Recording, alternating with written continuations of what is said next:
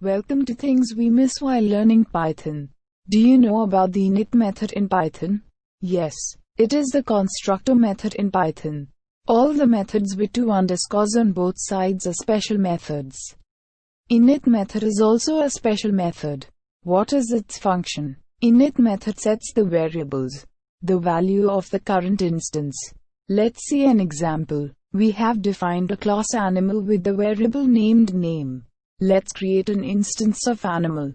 Dog is equal to animal of dog Anna. Here dog is an instance of class animal. Dog Anna is the instance name.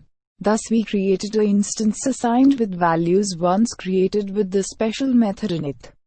Let's see in another special method.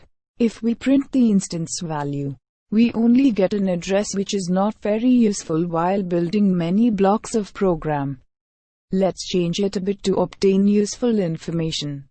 We can use str special function, like init specifier function str with self as parameter, which gives us info about the instance. Let's see an example. Here we specify the function to return a name. The str function return a string with value of that particular instance. The string format is to be given by the programmer. In our example, we get the result as this is the instance of dog.